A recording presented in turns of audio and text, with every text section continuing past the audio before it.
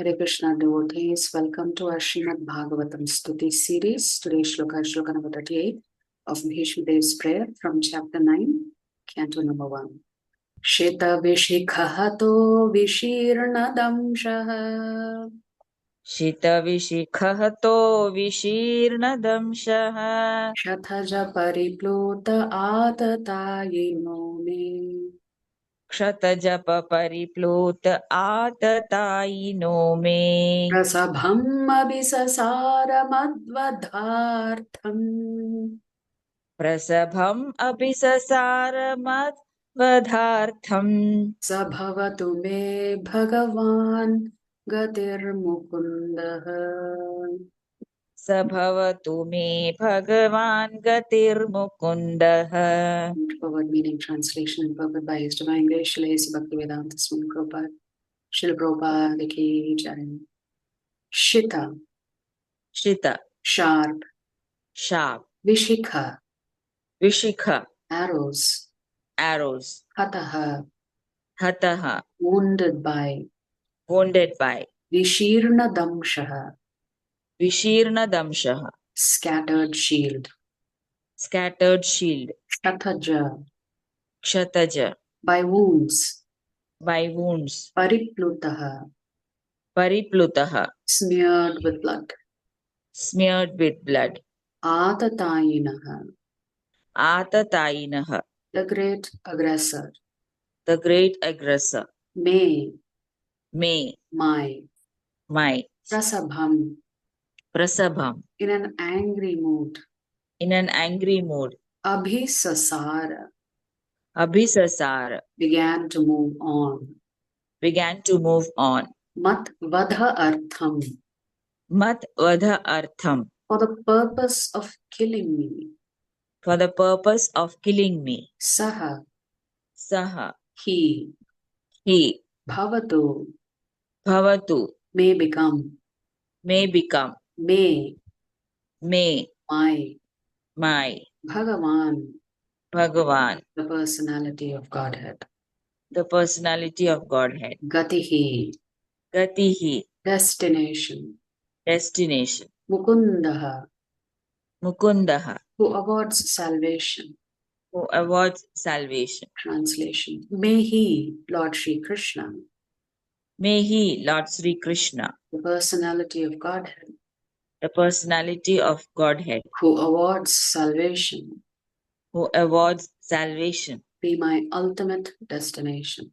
be my ultimate destination. On the battlefield, he charged me as if angry, because of the wounds dealt by my sharp arrows. His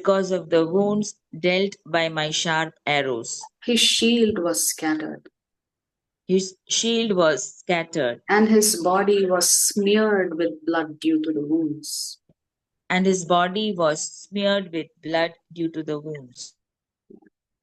So you can see a very graphic description by Sri Bhishma Dev about the imagery that is, lodged in his mind.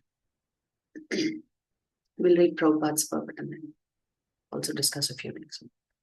So Prabhupada writes, the dealings of Lord Krishna and Bhishma Deva on the battlefield of Kurukshetra are interesting because the activities of Lord Sri Krishna appeared to be partial to Arjuna and at enmity with Bhishma Deva.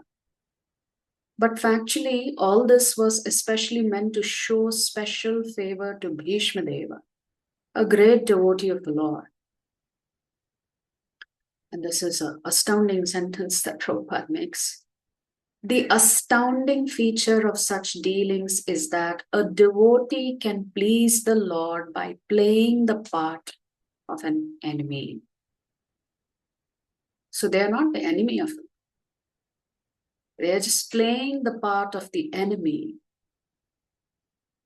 And by doing that, they please the Lord and bring great joy to the Lord. The Lord, being absolute, can accept service from his pure devotee even in the garb of an enemy. So did Did Krishna accept Kamsa's devotion in the garb of an enemy? No.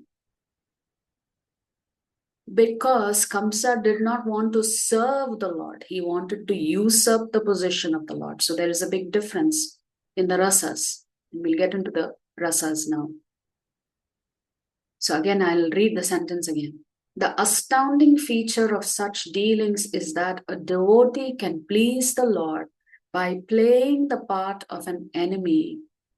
The Lord, being absolute, can accept service from his pure devotee even in the garb of an enemy.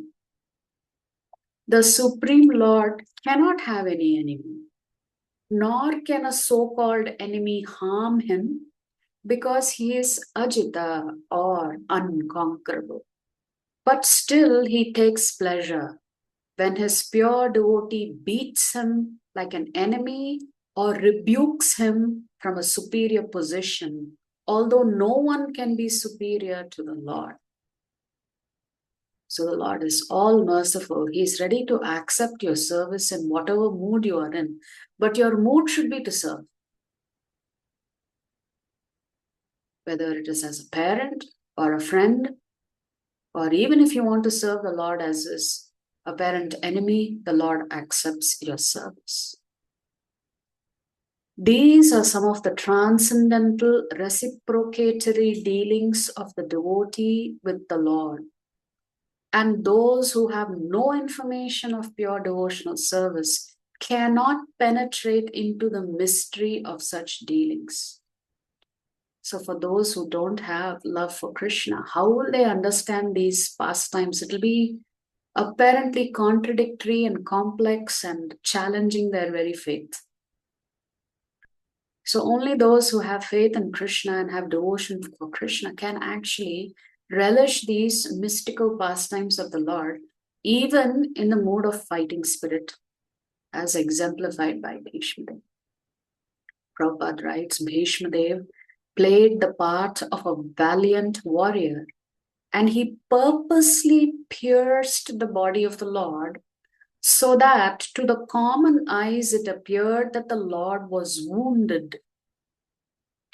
But factually, all this was to bewilder the non-devotees. So the non-devotees will come to the conclusion, this is not God. How does God allow himself to be shot with so many arrows? It's to bewilder them. The all-spiritual body cannot be wounded, and a devotee cannot become the enemy of the Lord. Had it been so, Bhishma Deva would not have desired to have the very same Lord as the ultimate destination of his life. So how is it possible you're shooting arrows at a person on the other side, and then you're praying, as in this particular shloka, that you are my goal? Is that possible if you're really his enemy? So Bhishma Dev is exhibiting his aspiration that throughout these shlokas, his mind should only be drawn to Krishna.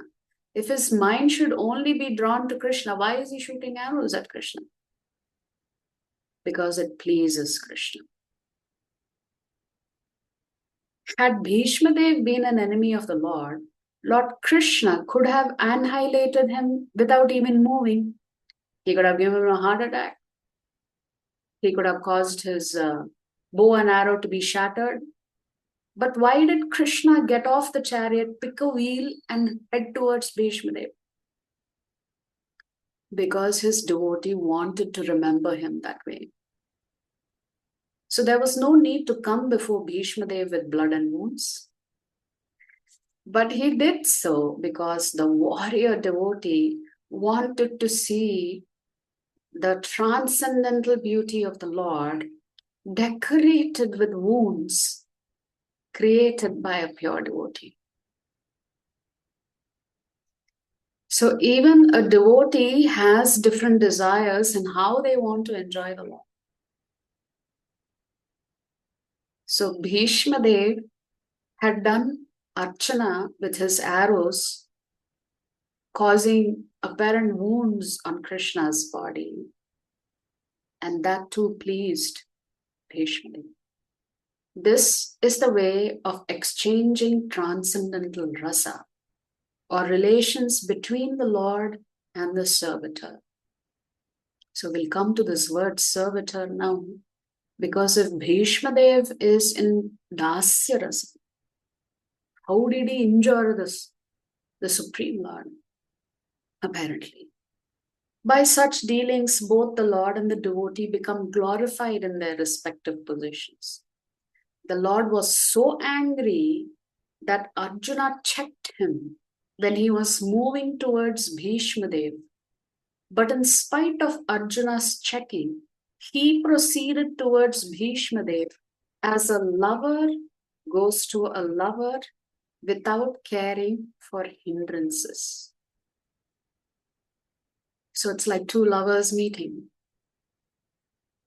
Apparently, his determination was to kill Bhishma Dev, but factually, it was to please him as a great devotee of the Lord.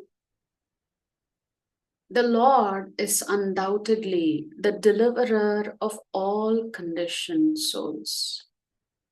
The impersonalists desire salvation from him, and he always awards them according to their aspiration. But here, Bhishma Dev aspires to see the Lord in his personal feature. All pure devotees aspire for this. Essentially, Prabhupada is saying, all devotees of the Lord have just one desire. They want to see the Lord personally. But each of our desire to see him will be in a different mood.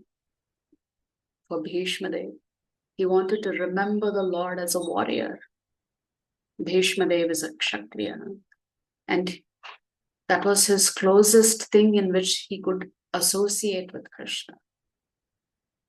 So if you look at the trajectory,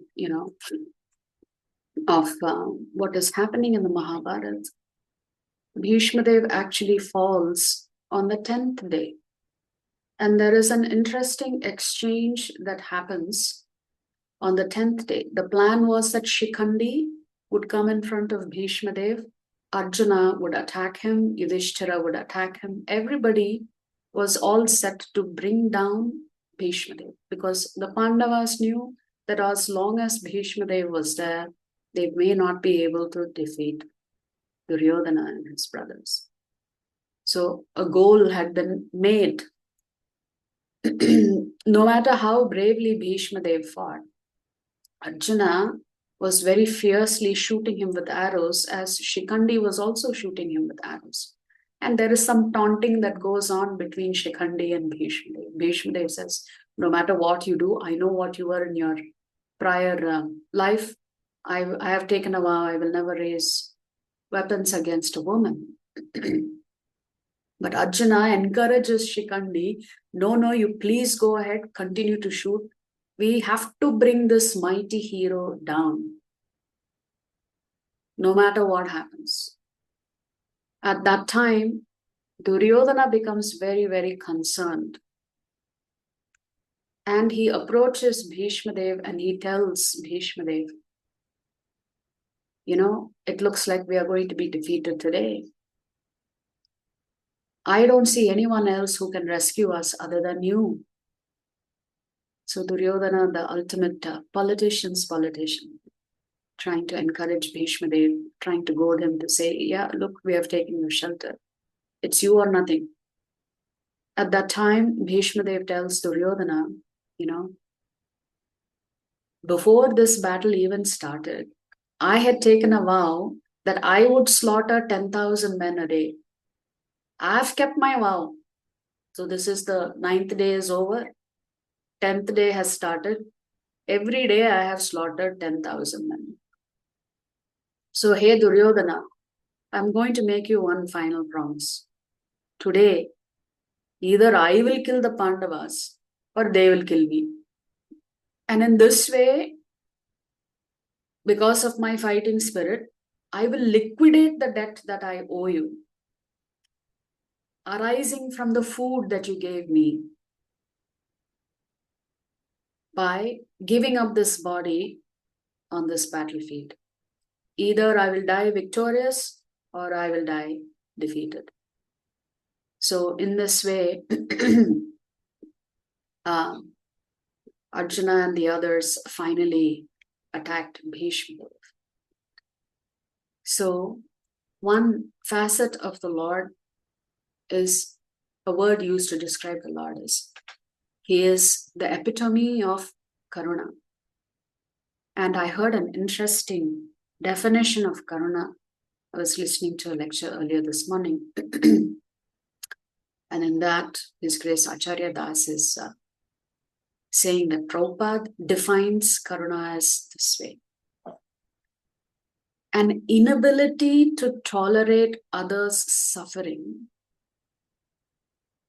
And not only it is an inability to tolerate others' suffering, but it is a desire to resolve or fix that suffering.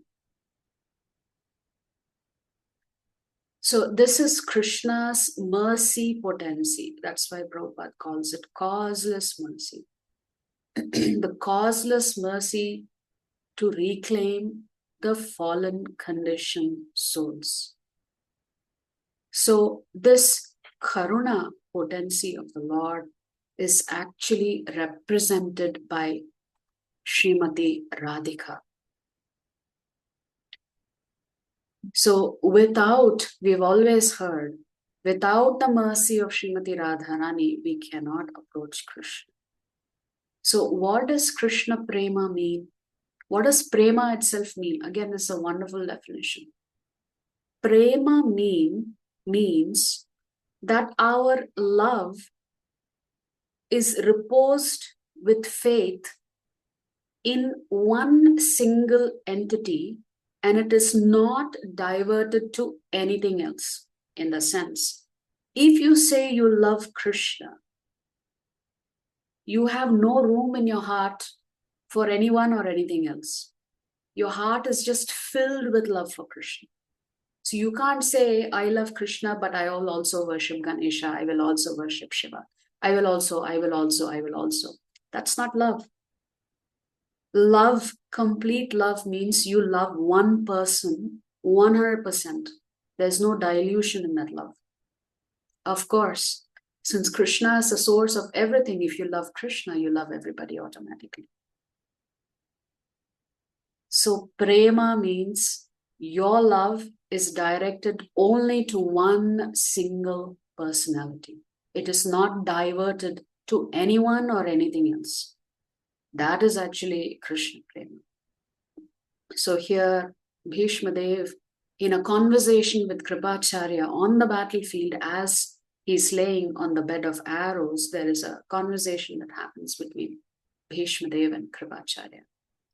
And he's telling Kripacharya, what kind of a devotee am I? I tried to kill Arjuna.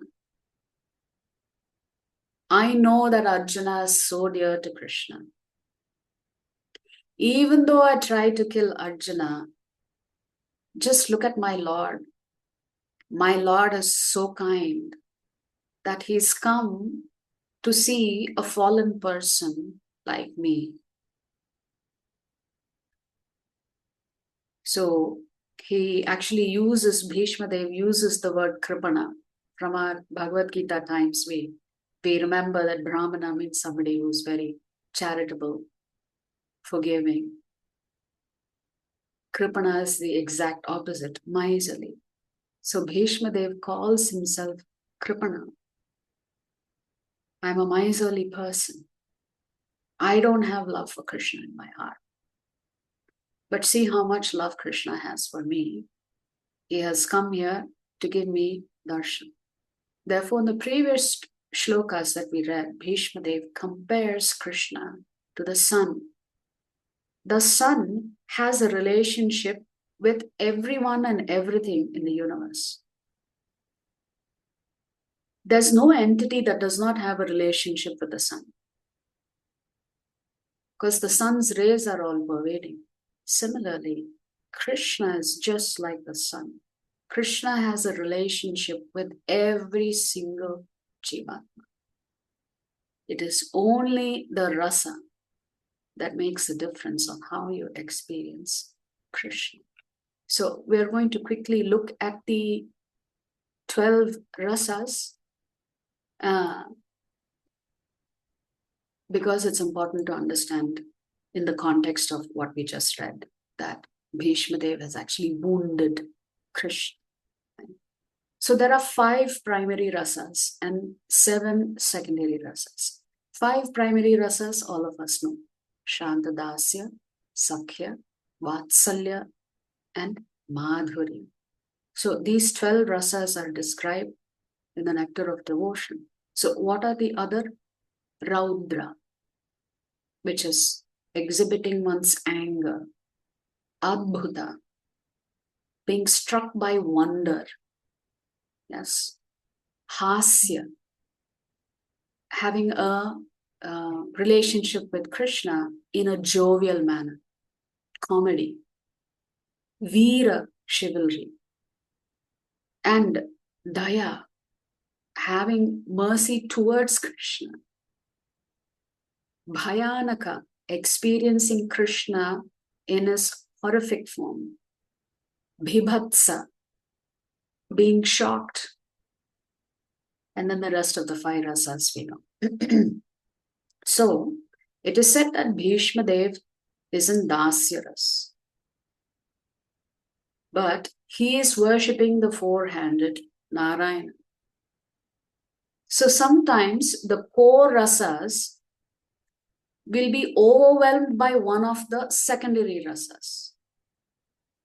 So although Bhishma Dev is in the Dasyaras, he is experiencing the Viryaras within Dasyaras.